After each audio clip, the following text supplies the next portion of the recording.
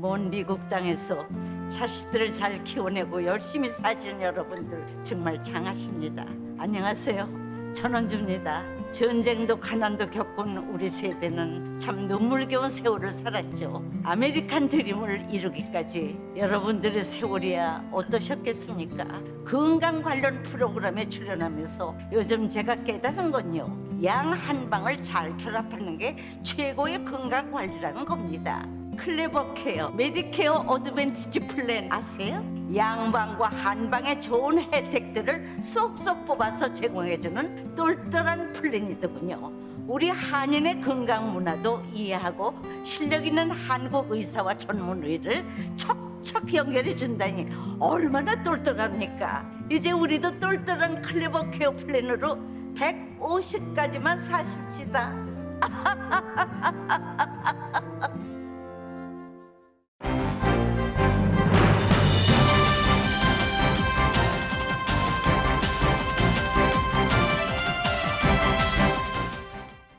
새봄 3월에는 여러분의 웃음이 활짝 피기를 라디오 서울이 응원합니다.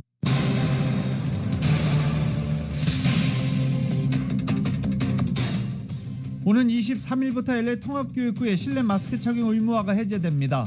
학교 내 학생과 교직원은 모두 마스크를 착용하지 않아도 되지만 매주 실시하는 코로나 바이러스 검사는 예정대로 진행됩니다. 오늘 아침 현재 LA 카운티 가솔린 가격은 갤런당 5.988달러를 기록했습니다. 6달러 돌파를 앞두고 있는 가운데 오렌지 카운티도 갤런당 5.947달러 기록했습니다. 운전면허 필기 시험을 온라인으로 치를 수 있게 됐습니다. 캘리포니아 차량 등록국 DMV는 이 외에 운전면허 갱신과 리얼 아이디 신청도 온라인으로 가능하다고 덧붙였습니다. 남가주의 마켓 노동자 수천 명이 오늘 파업과 관련해 찬반 투표를 실시합니다. 투표 결과는 27일에 발표되고 이 투표가 진행되는 동안에도 노사 협상은 이어집니다. 교통사고 환자를 병원으로 이송하던 셰리프국 소속 헬기가 추락했습니다. 다행히 탑승했던 6명 모두 생명에는 지장이 없는 것으로 알려졌습니다. 에코팍에서 테슬라 자동차로 점프를 하는 스턴트 무기를 벌이다가 다른 차량을 들이받는 사고가 발생했습니다. 이 사고 운전자는 차를 버린 채 도주했습니다. 바이든 대통령이 오는 25일 우크라이나와 국경을 맞댄 폴란드를 방문합니다. 우크라이나는 방문하지 않는다고 백악관은 밝혔습니다. 우크라이나 수도 키이우 중심가에 러시아군이 포격을 가해 사망자가 발생했습니다. 시가전이 벌어질 경우 2차 대전 이후 최대의 시가전이 될 것이라는 전망도 나왔습니다. 취임에 맞춰 윤석열 당선인이 용산으로 집무실을 옮기겠다는 것은 무리한 일정으로 안보 공백이 우려된다고 청와대가 밝혔습니다. 윤 당선인 측은 새 정부가 출범해도 청와대는 들어가지 않고 지금 사무실에서 업무할 것이라고 맞섰습니다. 청와대가 집무실 이전 계획에 우려를 표현하자 정치권의 충돌도 거세지고 있습니다. 국민의힘은 새 정부를 무력화시키고 있다며 반발했고 민주당은 불통 정권의 본색이 드러났다고 맞섰습니다. 중국에서 132명이 탑승한 여객기가 추락했습니다. 인명피해 여부는 즉각 알려지지 않았지만 승무원 포함 전원 사망한 것으로 추정됩니다. 벨기에 브뤼셀 축제에서 한 차량이 인파를 덮쳐 16명의 사상자가 발생했습니다. 다행히 테러는 아닌 것으로 알려졌습니다. 토트넘의 손흥민 선수가 해리케인과 합작해 리그 12호과 13호골을 성공시켰습니다. 그리고 팀 승리를 이끌었습니다. UCLA가 대학농구 3월에 광란 16강에 진출했습니다. 16강전에서는 노스캐롤라이나와 경기하게 됩니다.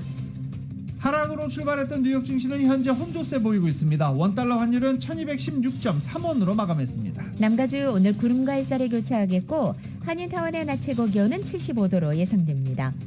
이 시간 주요 뉴스는 공항에서부터 목적지까지 모바일 체크인과 첨단 공기순환 시스템을 통해 안전한 기내 환경과 여행을 제공하는 아시아나항공 제공입니다. 여러분 안녕하십니까? 김윤정입니다. 안녕하십니까? 유지승입니다. 2022년 3월 21일 월요일 라디오 서울 모닝뉴스 2부입니다. 캘리포니아주가 학교 내 교실 안에서도 마스크 착용 의무화를 해제한다고 발표했지만 LA 통합교육부는 교실 내에서도 마스크 착용 의무화를 유지하고 있었죠. 이와 관련해서 통합교육부와 교사 노조가 협의를 그리고 협상을 이어간 가운데 오는 23일부터 LA 통합교육부의 학교에서도 교실 내에서 마스크 착용 의무화가 해제됩니다. 마스크 자율화 합의에 따른 안전보강 조치를 강화키로 하고 올해 학기 말까지 학생과 교직원들에 대한 지속적인 코로나 바이러스 검사 매주 실시하는 것은 유지하기로 했습니다. 또 N95 등급 이상의 마스크를 원하는 교사와 직원들에게는 무료로 이를 제공하기로도 결정했습니다. 그리고 가정용 코로나 검사 키트를 모든 학생과 교직원들에게 봄방학 전에 제공하겠다라고 합의했습니다. 이제 봄방학이 몇 주 남지 않았죠. LA통합교육부는 교사노조 공식 승인 절차를 밟고 있는데 무난한 승인이 예상됩니다. 오는 23일부터 LA통합교육부의 마스크 착용 의무 조치는 해제될 것으로 보입니다.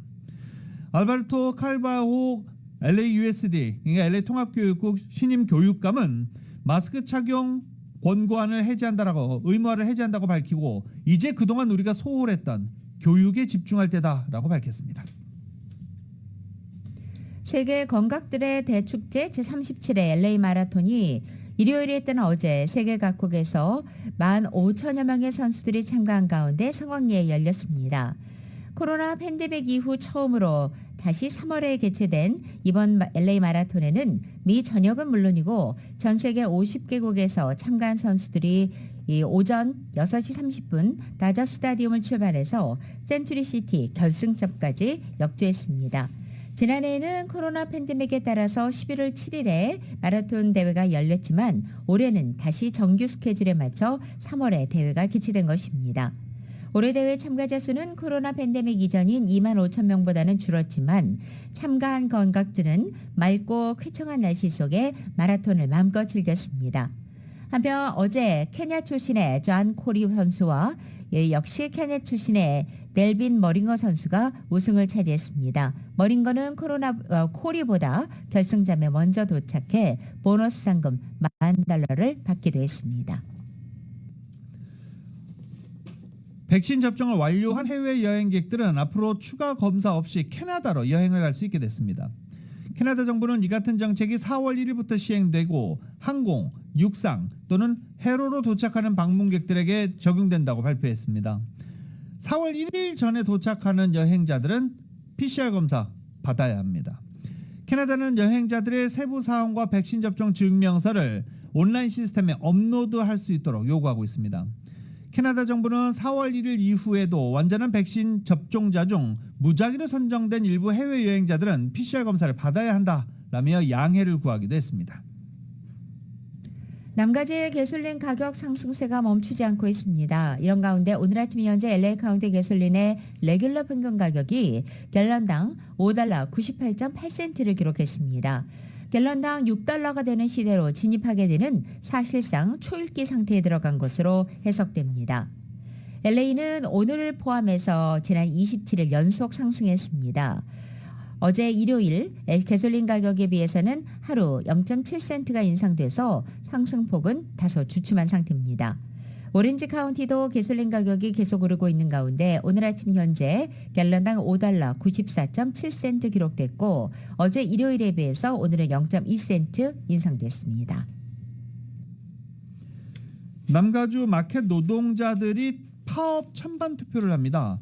파업 찬반 투표는 오늘부터 27일까지 이어지고요. 27일 그 결과가 발표됩니다. 파업에 찬성한다라는 표가 많이 나오면 파업에 돌입하게 됩니다. 그런데 오늘 21일부터 27일까지 이 찬반 투표를 하는 와중에서도 이 마켓 측과 노조 측은 계속 협상 테이블에 앉을 예정입니다. 마켓 노동자들과 마켓 업주 사이의 기존 협약이 지난 7일에 만료돼서 새로운 노사 협약이 필요한 상황인데 그동안 노조와 사측이 협상을 벌였지만 진전을 보지 못했기 때문입니다. 무슨 협상을 벌이고 있는지 구체적인 협상 내용에 대해서는 밝혀지지 않았습니다. 임금 인상이겠죠. 네. 오늘부터 시작된 투표에서 노조에 파업할 수 있는 권한을 부여하는 쪽으로 결정되면 남가주 대부분의 대형 마켓이 영향을 받게 됩니다. 이 노조에 속해 있는 4만 7천 명 이상의 마켓 노동자들이 근무하는 곳은 랄프스와 반스, 그리고 파빌리언스, 그리고 알버슨스 등 대부분 남가주 대형 마켓 대부분이 소속되어 있습니다. 마켓 노동자들이 파업에 들어가게 되면 남가주 약 500여 개 이상의 대형 마켓에 영향을 미칠 것으로 보입니다. 지난 토요일이었던 19일 엔젤레스 구규림 샌게브리얼 댐 인근에서 인명구조에 나섰던 LA 카운티 슈리프국 헬기가 추락하고 말았습니다. LA 카운티 슈리프국에 따르면 토요일 오후 4시 50분쯤 엔젤레스 구규림 39번 하이웨이 21.7마일 지점에서 구조 헬기가 추락했고 추락 당시 헬기에는 경관 5명과 UCLA 소속 의사 1명이 타고 있었습니다. 셰리프 당국은 엔젤리스 구규림 도로에서 난 교통사고 신고를 접수받고 환자 이송을 위해 헬기가 착륙하던 과정에서 지상에 추락했다고 전했습니다. 다행히 추락 헬기는 산간도로 끝에 걸쳐져서 절벽 밑으로 떨어지진 않았고 병원에서 치료 중인 이들의 생명에는 지장이 없다고 밝혔습니다. 오늘 화제가 되는 영상이 있는데요. 에코팍 언덕에서 테슬라 차량이 언덕길을 빠른 속도로 올라와 점프하고 내리막길로 쭉 내려가는 영상. 스턴트 영화에서만 볼 수 있는 거죠. 그런데 이걸 일반인이 했습니다. 어제 새벽 0시 10분쯤 에코팍 지역 박스터와 알바라도 스트립 부근에서 이 스턴트 행위가 벌어졌는데 이 틱톡에 올라온 영상을 보면 테슬라 차량 한 대가 이 교차로에서 매우 빠른 속도로 들어서면서 경사가 있는 아래로 하늘을 날아올랐다 떨어집니다. 차량 2대를 들이받은 후 테슬라 운전자는 차량을 버리고 도주했습니다. 이 장면은 현장에 모였던 많은 사람들에 의해서 카메라에 찍혔고 그 영상이 지금 틱톡, 트위터 등 소셜 네트워크에 올라오고 있는 중입니다. LAPD는 새벽에 일어난 이 테슬라 차량의 스턴트 행위와 관련해 직접 현장을 목격한 사람 그리고 이를 촬영한 사람들 모두 적극적인 제보를 당부했습니다. 이 남성을 쫓고 있는 LAPD는 뺑소니 혐의를 적용한다는 방침인데 구체적으로 어떤 혐의를 적용할지 그리고 용의자는 누구인지 아직 공개되지 않은 상황입니다. 용의자는 이 테슬라 차량 렌트한 차로 밝혀지고 있고 이 영상을 올리기 직전 마리화나 젤리로 보이는 것을 먹는 영상도 올려 여러 가지 혐의가 적용될 것으로 보입니다. 오는 6월 예비선거에 출마하는 최종 후보 55명의 명단이 확정되면서 공개됐습니다. LA 선거국에 따르면 오는 6월 7일에 실시되는 예비선거에서 LA 시장과 검사장, 컨트롤러, 시의원 등의 도전장을 내민 후보가 모두 55명입니다. 최종적으로 후보자로 등록하고 확정이 되기 위해서는 최소 500명 이상의 유권자 서명이 필요하고 이때 1000명 이상의 유효 서명을 제출한 후보들의 경우에는 등록비 $300가 면제되기도 합니다. 먼저 LA 시장 선거 후보로는 캐런 베스 연방하원의원과 케빈 델리온 시의원, 조 부스카이노 시의원, 마이크 피오 LA시 검사장, 릭 루카소 부동산 개발업자 등을 포함해서 탑5 후보를 포함해 모두 12명이 후보로 도전장을 내밀었습니다. LA 시장 선거는 그 어느 때보다도 경쟁이 치열한 가운데 캐런 베스 하원의원이 줄곧 선두는 달리고 있지만 케빈 델레온 시의원이 격차를 줄이며 선전하고 있고 한인 앤드류 김 변호사도 LA 시장 선거에 출마합니다. LA 시의회의 15개 지역구 중에 홀수지구 8개를 대표하는 시의원 8명을 선출하는 선거도 이번에 치러집니다. LA 한인사회와 연관이 있는 1지구와 13지구에서 현직 시의원 이길 세디오 시의원과 미치 오페럴 시의원이 상당한 차이로 1위를 달리고 있습니다. 또 LA시 검사장 선거에는 한인 리처드 김 검사가 도전장을 내밀었고 김 후보는 아시아계 최초의 검사장 후보로 꼽히고 있습니다. 캘리포니아주가 3년 연속 가뭄에 시달리면서 주정부가 주민들에게 강도 높은 절수를 요청했습니다. 캘리포니아주 정부는 가뭄 사태가 지속될 경우 농장들에 제공되는 물이 급감하고 주민들에 대한 강제 절수까지 가능하다고 경고했습니다. 2,700만의 주민들과 75만 에이커 규모의 농장에 물을 공급하는 캘리포니아 수자원국은 올해 캘리포니아 정부로부터 요청한 물에 비해 턱없이 부족한 물만 배정받게 됐다며 수요에 비해서 공급 불균형이 심각할 수 있다고 밝혔습니다. 수자원국은 주민들이 필수적으로 필요한 물 공급량을 제외한 예비 식수로 요청한 공급량에 불과 5%만 제공받게 됐다며 이는 지난 1월에 요청한 예비 식수 15%에 비해서도 낮은 비율이라고 말했습니다. 예비 식수가 불과 5%에 불과할 경우 상수관 고장 등 예기치 못한 사태는 물론 가뭄이 지속될 경우 주민들이 생수로 마시고 목욕에 필요한 물 공급에도 차질이 생길 수 있다고 KTLA는 보도하기도 했습니다. 캘리포니아 수자원국의 네메스 디렉터는 감축 소식을 알리면서 캘리포니아에 많은 비가 내리는 날씨와 심각하게 건조한 날씨 사이가 실시간으로 극단적으로 오고 가면서 기후변화로 인해서 큰 혼동을 겪고 있다며 이는 과학과 데이터를 기반으로 현 사태에 맞게 계획을 조정해야 된다라고 설명하기도 했습니다. 김영환 신임 LA 총영사가 지난 토요일 로즈데일 묘지를 참배하고 대한인 국민의 총회관을 방문하면서 첫 번째 공식 일정을 소화했습니다. 김 신임 총영사는 이어 대한인 국민의 총회관을 방문하고 대한인 국민의 기념재단의 윤효신 이사장과 이창수 민병영 부의장장 같은 관계자들을 면담하고 지난해 말 독립유물박물관으로 재탄생한 대한인 국민의 전시관도 둘러봤습니다. 지난 18일 LA에 부임한 김 신임 총영사는 월요일인 오늘부터 LA 한인회와 민주평통 LA협의회 같은 주요 한인단체들과 면담을 합니다. 그리고 내일 22일에는 오렌지 카운티 한국전 참전용사 기념비 헌화를 비롯해 오렌지 카운티 한인회와 민주평통 OCSD 협의회 면담 일정 등도 소화할 예정입니다. 지난해 말부터 본격적으로 발급이 시작된 한국의 신형 전자 여권이 해외에서 인식되지 않는 사례가 보도돼 한국 외교부가 파악에 나섰습니다. 일단 현재까지 제기된 사례는 2건이며 외교부는 전 제외 공간을 통해서 추가 사례를 파악 중입니다. 외교부는 지난해 12월 21일부터 폴리카보네이트 타입의 개인정보면을 도입한 신형 전자 여권을 전면 발급하기 시작했습니다. 이 15일까지 약 20만 건의 신형 전자여권이 발급된 것으로 집계되고 있습니다. 가족 이민 문호가 7개월째 꿈쩍도 하지 않고 있습니다. 연방 국무부가 발표한 2022년 4월 영주권 문호에 따르면 가족 이민은 오픈 상태를 유지하고 있는 영주권자 배우자와 미성년 자녀 2A 순위를 제외한 모든 부문에서 7개월 연속 단 하루도 나가지 못했습니다. 이에 반해서 취업 이민은 1, 2, 3순위 부문에서 영주권 판정 승인일과 사전 접수일에서 모두 우선 수속일자 없이 전면 오픈됐습니다. 다만 취업 이민 4순위 가운데 비성직자 부문과 취업 이민 5순위 가운데 리저널 센터 투자 이민 경우에는 전달에 이어서 비자 발급 우선일이 처리 불능으로 설정돼 영주권 발급이 중단됐습니다. 하지만 리저널 센터 투자 이민의 경우에는 연방정부의 예산안에 포함된 개정안이 연방의회를 통과함에 따라서 빠르면 5월에는 재개될 것으로 보입니다. 연방교통안전국이 보안 검색대에 CT 스캐너 기술을 새로 도입할 계획입니다. 교통안전국은 이번 계획에 총 7억 8,120만 달러를 들여서 전국 주요 공항에 938대의 CT 스캐너를 설치하는 방식을 진행합니다. 이 CT 스캐너는 병원에서 내부 장기를 검사하기 위해 사용하는 기술로 공항 보안 검색대에 도입되면 가방 안에 있는 랩탑 컴퓨터, 액체류 손쉽게 파악할 수 있습니다. 때문에 여행객들은 가방에서 랩탑을 꺼내야 하는 불편은 없어질 것으로 기대되고 있습니다. 새로운 CT 스캐너가 도입되면 보안 검색대 직원은 기내 반입 가방에 위험한 물건이 있는지 쉽게 알 수 있습니다. 2차원 엑스레이 스캐너와 달리 이 CT 스캐너는 가방 안의 모든 물품의 이미지를 3D 영상으로 구현할 수 있기 때문입니다.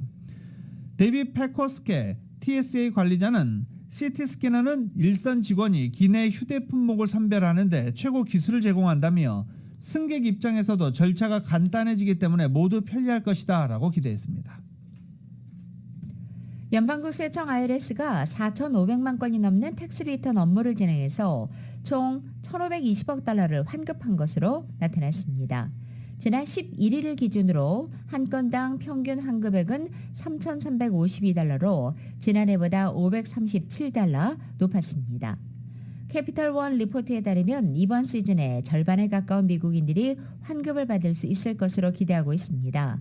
물론 많은 미국인들이 4월 18일 마감일 직전에 신청을 하기 때문에 평균 환불 금액이 변경될 수도 있습니다. IRS는 이 가운데서도 여전히 지난해 처리되지 못한 수백만 건의 세금 보고를 진행하고 있는 것으로 나타났습니다. IRS는 대부분의 환급을 21일 이내에 처리하지만 종이서류 제출과 신분 도용 등의 영향으로 인해서 일부 진행이 지연될 수 있다고 밝혔습니다. 국세청 IRS가 그동안 만성적인 적체 현상으로 계속되어 온 세금 보고 지연 사태를 해결하기 위해서 10,000명에 달하는 대규모 직원 채용 계획을 발표했습니다.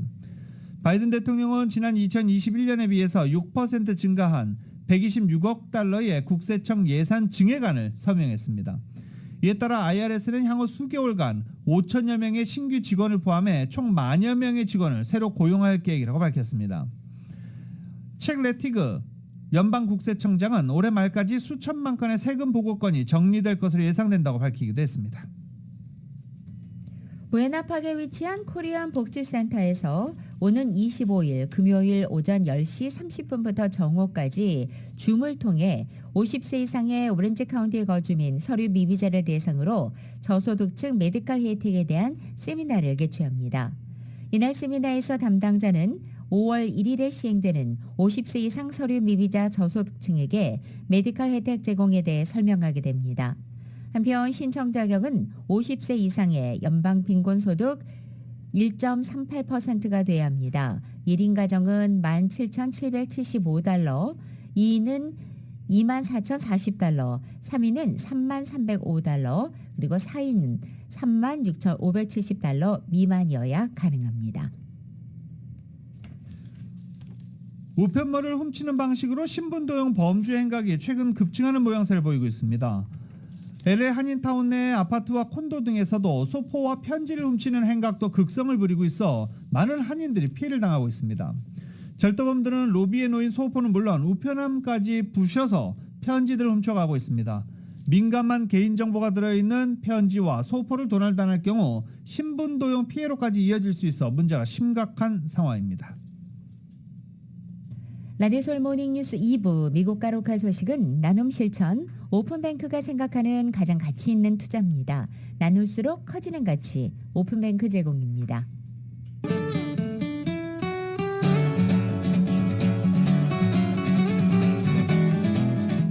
맥도날드에서 소세지나 치킨 맥그리들리즈로 여러분의 아침을 열어보십시오. 맥도날드 제공으로 3월 21일 월요일 남가주의 날씨입니다. 월요일이 오늘 남가주는 구름과 햇살이 교차하는 날씨에 낮 기온은 예년 기온을 넘기 시작해 70도 중반에 기록하겠습니다. 화요일인 내일부터는 보다 맑은 날씨가 시작되겠고 내일도 낮 기온 오늘보다 10도가량이나 높아져서 이상 고온 현상이 시작되겠습니다. 이렇게 맑고 더운 날씨는 이번 주 내내 이어지겠고 주말경부터는 이 더위의 기세가 꺾이겠습니다. LA 한인타운의 오늘 낮 최고 기온은 75도, 밤 최저 기온은 56도 예상됩니다. 오렌지 카운티 지역은 76도, 53도, 밸리와 일랜드 엠파이어 지역 78도, 55도, 해안 지역은 68도, 57도 예상됩니다. 한국 오늘 전국이 대체로 맑은 가운데 서울의 오늘 아침 최저 기온은 35도, 낮 최고 기온은 56도 예상됩니다. 오늘의 날씨는 맥도날드에서 소세지나 치킨 맥그리들리즈로 여러분의 아침을 열어보십시오. 맥도날드 제공입니다. 라디오솔 모닝뉴스 2부 이 시간은 1250만 불, 교통사고 최고 보상, 교통사고 전문 천재 변호사 리차드 호프만, 메디케어 시니어를 위한 전문의 허가가 아주 빠른 한인 최고 최대의 서울 메디칼 그룹, 기아는 미래를 기다리지 않습니다. 스스로 만들어갑니다. 기아 자동차, 소중한 고객의 꿈을 위해 고객과 함께하는 US 메트로은행 공동 제공입니다.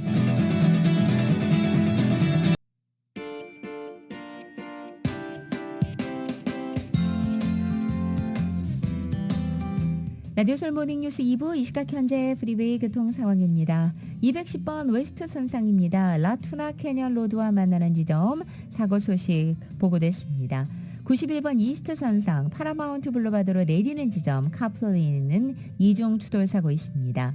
405 사우스 선상 알티샤 블루바드로 내리는 지점 역시 이중 추돌 사고 있습니다. 참고하시고 안전운전하시기 바랍니다.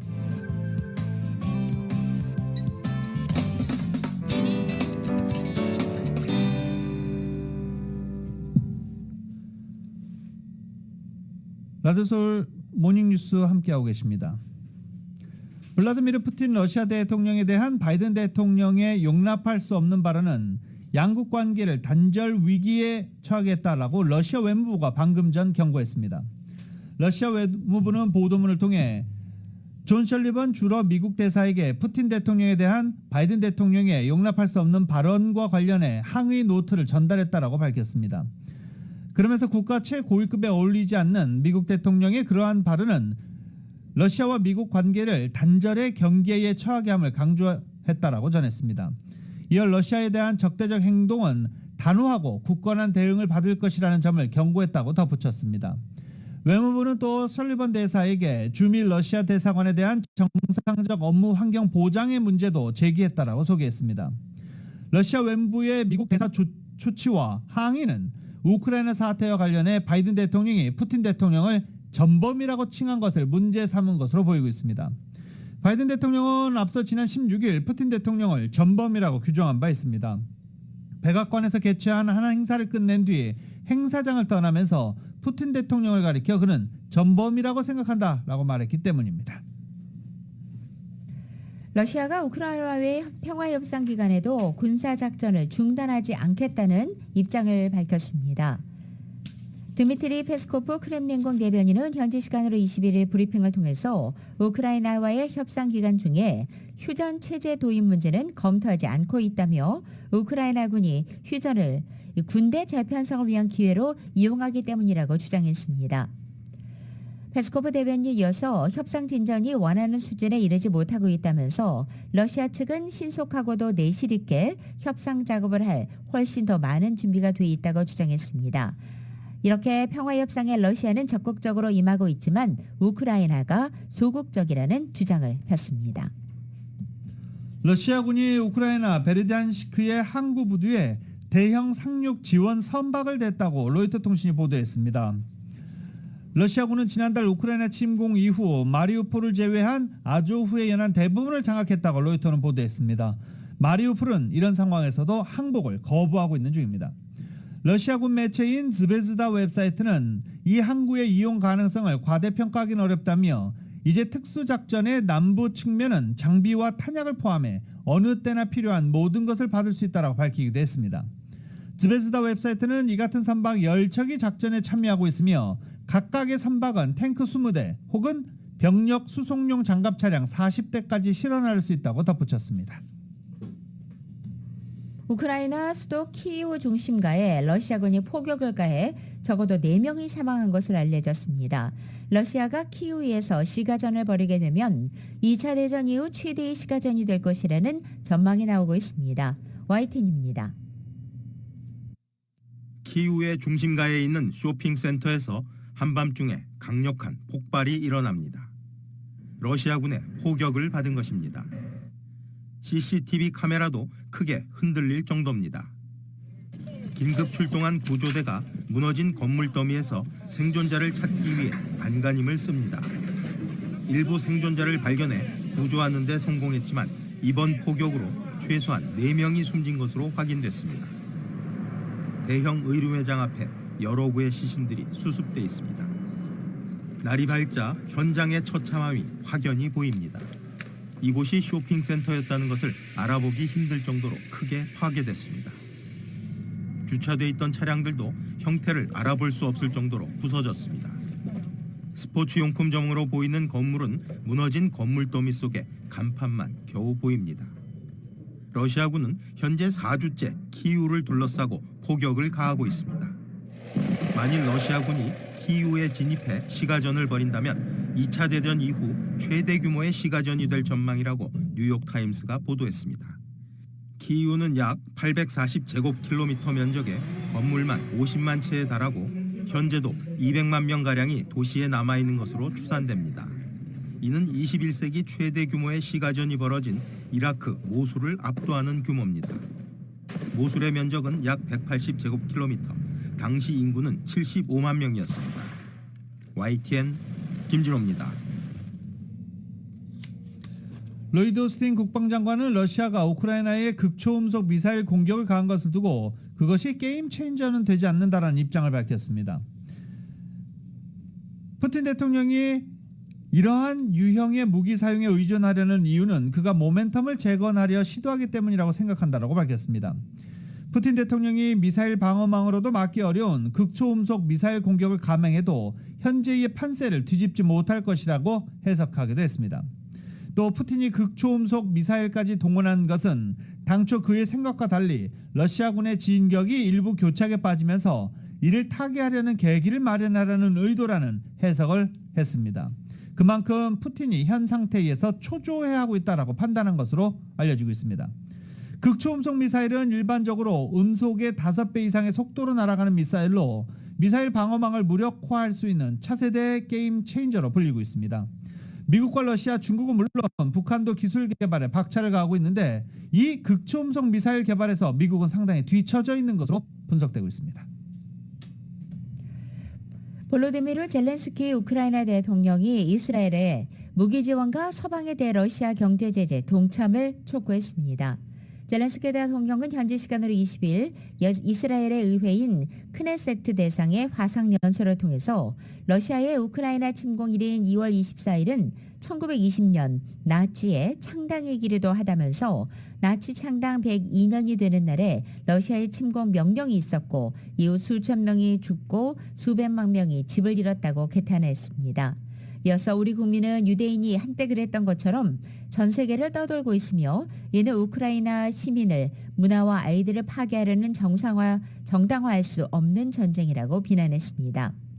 또 러시아는 나치당이 유대인 몰살을 계획하려 썼던 유대인의 질문에 대한 최종 해법이라는 용어를 사용하면서 모든 것을 파괴하려 한다며 80년 전 우크라이나는 유대인을 구하기 위한 선택을 했고 이제 이스라엘이 결단을 내리고 우크라이나를 지원할 때라고 강조했습니다. 러시아와 우크라이나와 비교적 좋은 관계를 유지해온 이스라엘은 러시아의 우크라이나 침공과 관련해서 현재까지 비교적 조심스러운 대응을 해왔습니다. 바이든 대통령이 우크라이나 침공 이후 처음으로 폴란드를 방문합니다.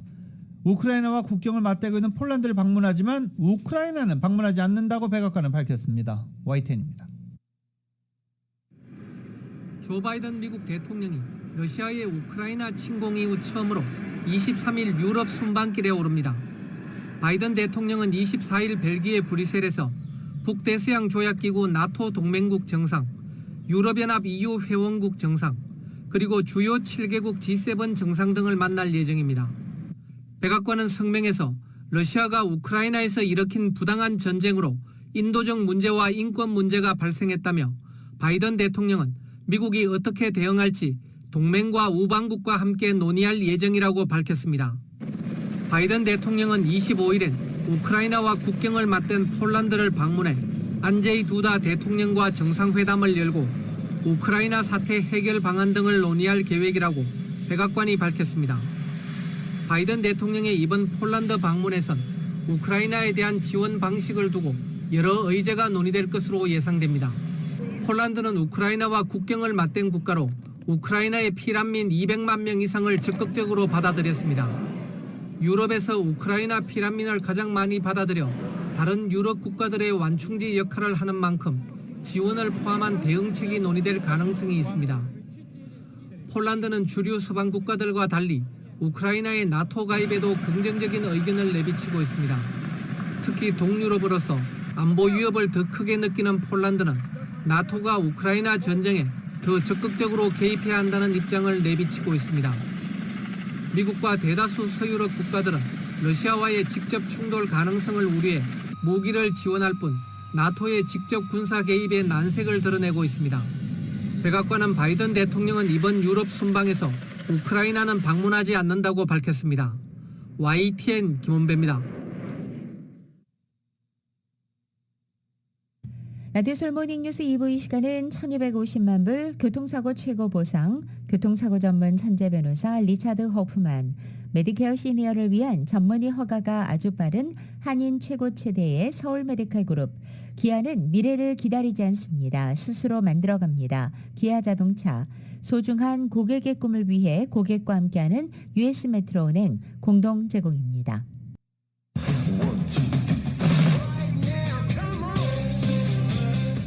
라디오솔 모닝뉴스 스포츠 소식입니다. 스포츠 소식은 전문가가 추천하는 이민법과 가정법 전문 제인정 종합법률사무소 제공입니다. 지금 전화에는 최세영 스포츠 해설위원 연결돼 있습니다. 안녕하십니까? 네, 안녕하십니까? 네. 자, PGA 투어 언제쯤 이제 우승 소식이 들려올 수 있을까요? 한국 선수들 한국 선수 조용하죠. 조용하네요. 여자 선수들은 지금 가끔씩 우승이 나오고 있는데 물론 여자 선수는 시즌이 얼마 안 됐으니까 앞으로도 기대를 할 수가 있는데 남자 선수들이 좀 조용해요. 그래서 저도 좀 지켜봤는데 지난주 대회에서도 아무튼 엄청나게 날씨 때문에 난리쳐가지고 대회가 아주 변칙적으로 치러졌잖아요. 네. 심지어는 샌드위치 가지고 185야드를 치더라고요. 195야드. 네. 샌드위치 갖고 195야드 치니까 와, 프로 선수는 역시 거리가 많이 나 그렇게 얘기했는데 그게 아니라 그만큼 뒷바람이 셌다는 얘기죠. 그리고 페어웨이 우드 가지고 180야드를 못 쳐요. 그 정도로다가 아주 날씨가 나빴는데 이번 주 날씨가 좋았거든요. 플로리다주 팜하버 이니스브룩 리조트 코퍼 헤드 코스 되게 길죠. 네, 이름이.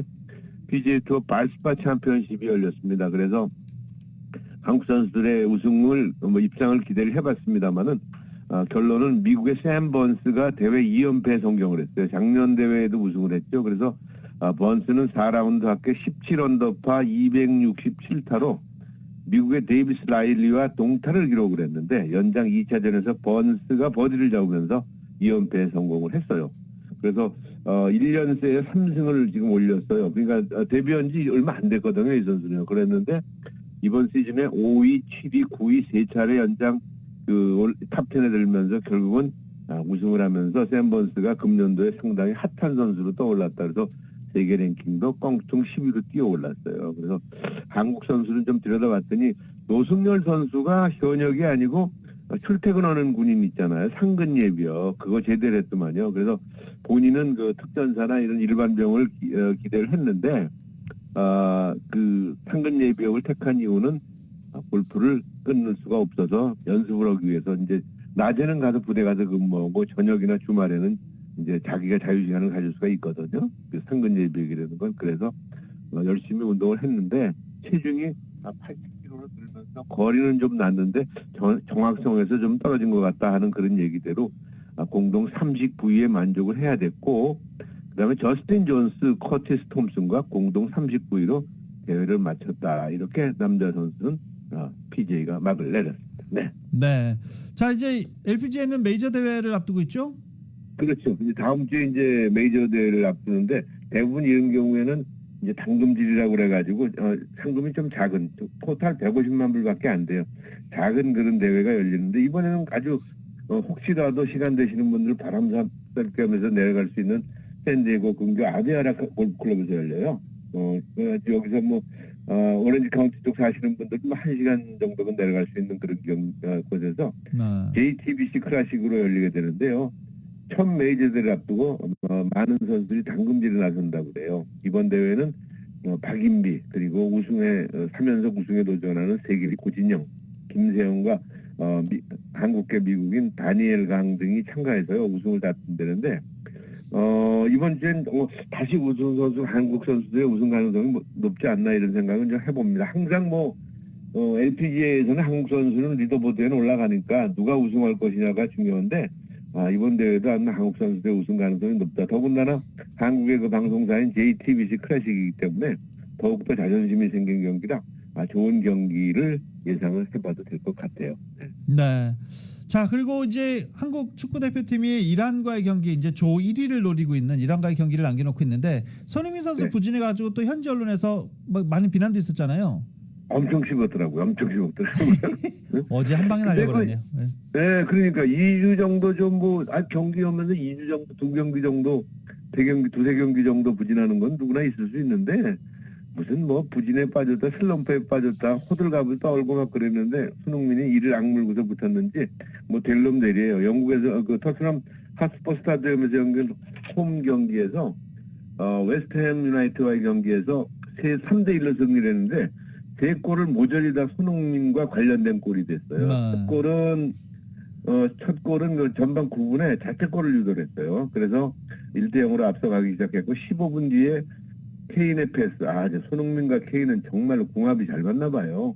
그래서 케인의 패스를 받아 골망을 흔들었고 후반 42분엔 케인의 또 헤딩 패스를 받아서 아주 침착하고 여유 있게 골로 마무리를 해서 그동안에 부진을 봤지, 언론들 봤지, 라면서 아주 멋진 경기 펼쳤는데, 그래서 우리도 좀 급한, 언론도 좀 급한, 솔직히 좀 급한 것도 있는데, 영국 언론도 되게 급한가 봐요.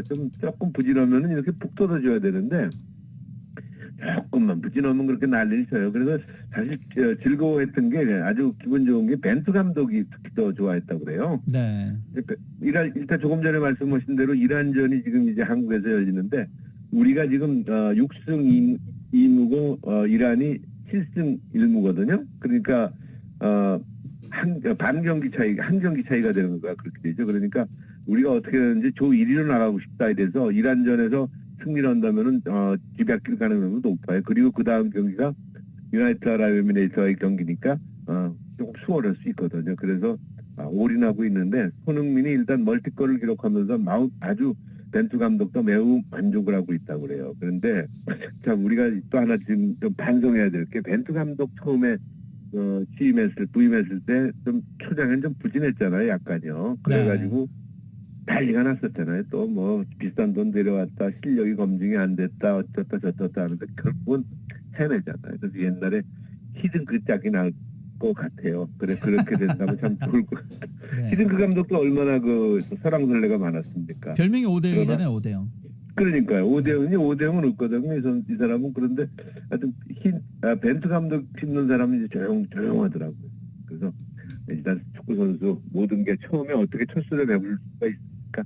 그래서 조금 부진하더라도 기다려주는 매너도 좀 축구 팬으로서 가져야 되겠다 하는 생각 들었습니다. 네. 메이저리그가 이제 3주 남았습니다. 3주가 채 안 남았죠. 네.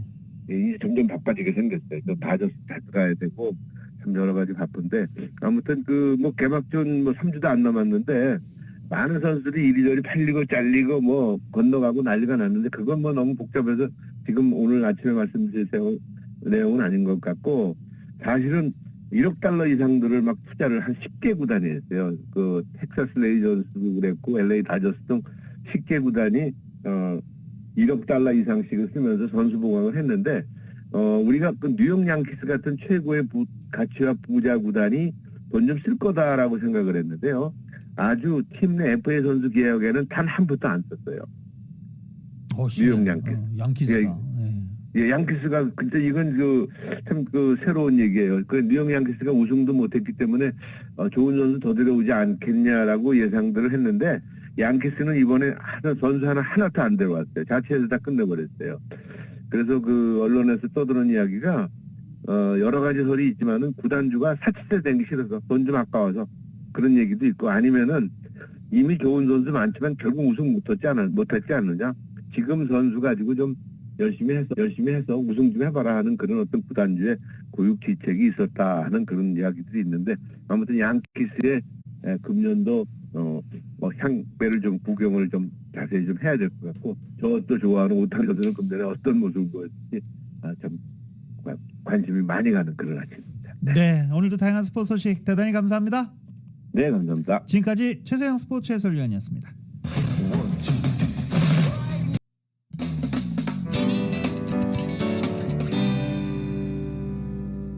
수상 소식입니다. 그림책 여름이 온다의 작가 이수지 씨가 아동문학계의 노벨상이라고 불리우는 한스 크리스티안 안데르센 상을 수상했습니다. 국제아동청소년 도서협의회는 현지 시간으로 21일 이탈리아 볼로냐 국제아동도서전 개막에 맞춰서 가진 기자회견을 통해 이수지 작가를 안데르상 일러스트레이트 부문 수상자로 선정했다고 밝혔습니다. 한국 작가가 안데르상을 받은 것은 이번이 처음입니다. 이 작가는 2016년도에도 한국 작가 최초로 안데르센상 일러스트레이티드 부문 최종 후보에 올랐다가 아쉽게 수상에 이르지 못한 바 있습니다.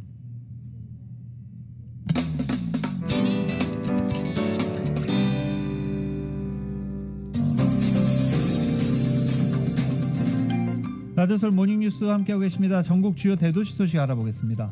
연방의회가 공립학교에 초콜릿 우유 보급을 의무화하는 방안을 추진합니다. 뉴욕 업스테이트를 지역구로 하고 있는 엘리시아 스테파닉 연방 하원 의원은 이 같은 내용을 골자로 한 법안을 연방 하원 의원에 발의했습니다. 뉴욕 나소 카운티 주민들이 기부한 총기 60정이 우크라이나에 보내집니다. 나소 카운티 소장은 지난 18일 2주 전 실시한 우크라이나 주민을 지원하기 위한 시민 총기 기부 프로그램을 통해서 모아진 총기 60정을 연방정부 긴급 승인으로 우크라이나에 보낼 수 있는 길이 열렸다고 발표했습니다. 뉴욕시 소방국이 소방당국 중 최초로 로봇 개를 현장에 배치하기로 했습니다. 뉴욕 소방국이 로봇 제작업체 보스틴 다이내믹스의 로봇 개 스팟을 구매해 인명 구조 작업에 사용하겠다고 밝혔습니다. 스팟은 뉴욕 경찰이 실전에 사용하려다가 경찰견에 대한 여론의 비판 때문에 포기한 로봇인데 소방관으로 변모했습니다. 워싱턴 DC의 가장 아름다운 계절 벚꽃 축제가 열리는 3월을 맞아서 DC를 찾는 관광객이 늘고 있습니다. 팬데믹으로 주춤했던 워싱턴 DC 관광이 최근에 다시 활기를 띠면서 내셔널몰 주변에 관광버스가 몰리기 시작했다는 것입니다. 워싱턴 DC는 미국인들이 가장 방문하고 싶은 도시이자 학생들의 견학 장소로 잘 알려져 있고 미국을 방문하는 해외 여행자들도 반드시 들르는 관광 명소이기도 합니다. 하지만 지난 2년 동안 코로나 영향으로 한 단체 관광이 거의 사라졌다가 최근에 정부의 규제가 풀리고 많은 사람들이 코로나 극복에 자신감을 가지면서 워싱턴 DC를 찾는 관광객이 다시 2019년 수준을 회복한 것으로 나타났습니다. 글렌 영킨 버지니아 주지사가 버지니아 주의회에서 러시아의 우크라이나 침공으로 유가가 올라가고 인플레이션도 심해서 서민들이 힘들다며 여름 3개월 동안 가스에 대한 세금 부과를 중단할 것을 제안했습니다. 2년 전 오리건주 포틀랜드 초이스 김치의 대표인 한인 매튜 최 씨를 살해한 범인이 무기징역을 선고받았습니다. 2020년 10월 25일 포틀랜드 사우스게이트에 위치한 한인 청년 사업가 매튜 최 씨 아파트에 무단으로 침입해 최 씨를 살해하고 도주한 용의자 앨런 코가 당일 재판에서 수감 25년 후 가석방의 가능성이 있는 무기징역을 선고받은 것으로 알려진 것입니다. 앨런 코는 숨진 최 씨와 같은 아파트에 거주했던 사람입니다. 진보적이죠. 개방적이라는 평가를 받고 있는 워싱턴 주가 낙태를 합법적으로 보호하는 법안을 마련했습니다.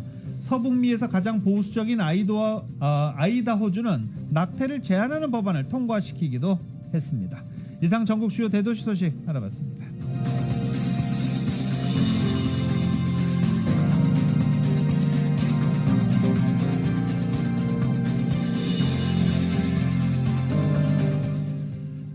조금 더 소식 좀 전해드릴까요? 제인슬리 워싱턴 주지사가 낙태를 원하는 사람이나 낙태를 도와주는 사람들 대상으로 법적인 조치를 취하는 것을 금지하는 법안에 이 시애틀 워싱턴주는 서명을 한 것입니다. 이 법안은 오는 6월부터 시행에 들어갈 예정입니다. 이에 따라 낙태를 반대하는 보수단체 등이 낙태를 한 여성이나 낙태 시술을 해준 의사나 의료인 등을 대상으로 소송을 제기하는 것을 워싱턴주에서는 원천적으로 방지할 수 있게 됐습니다. 시애틀의 대표적 벚꽃 명소 워싱턴 대학 UW가 2년 만에 일반인들의 대면 관람을 허용합니다. 올해부터는 시애틀 캠퍼스로 직접 찾아와 벚꽃을 즐길 수 있다고 전한 것입니다. 지난 2년 동안 워싱턴 대학 UW는 코로나 확산 방지를 위해서 일반인들의 출입을 금지하고 영상으로만 벚꽃을 즐길 수 있도록 유도했습니다.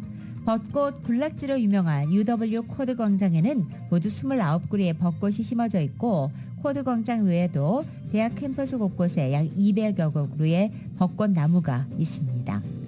이 물류 대란이 좀처럼 진정되지 않자 시애틀 항만에서 농산물을 싣고 아시아로 떠나는 컨테이너에게 보조금을 지급하는 방침까지 내놨습니다. 농림부는 시애틀 항구 선착장 인근 팝업 사이트에서 농산물을 싣고 떠나는 컨테이너에게 최대 $400씩의 보조금을 지급하기로 한 것입니다. 농림부는 이번 조치가 코로나 팬데믹으로 야기된 물류난 문제 해결을 위해서 시행되는 조치라고 설명했습니다. 2022년 3월 21일 월요일에 전해드린 라디오솔 모닝뉴스 여기서 마치겠습니다. 지금까지 진행의 유지승, 김윤정이었습니다. 모닝뉴스 2부 이 시간은 1250만 불 교통사고 최고 보상, 교통사고 전문 천재 변호사 리차드 호프만, 메디케어 시니어를 위한 전문의 허가가 아주 빠른 한인 최고 최대의 서울 메디칼 그룹, 기아는 미래를 기다리지 않습니다. 스스로 만들어갑니다. 기아자동차, 소중한 고객의 꿈을 위해 고객과 함께하는 US메트로은행 공동 제공이었습니다. 잠시 후 9시에는 강혜신의 오늘의 미국이 방송됩니다. 함께해 주신 여러분 고맙습니다.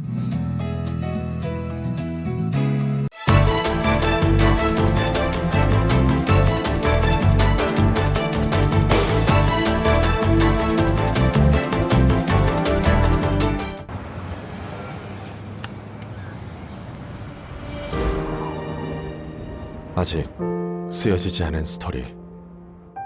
그 스토리를 완성하기 위해서는 새로운 아이디어를 찾아 움직여야 합니다. 우리의 움직임, 그것은 차세대 전동화 차량을 만드는 것입니다. 당신의 새로운 영감을 찾아서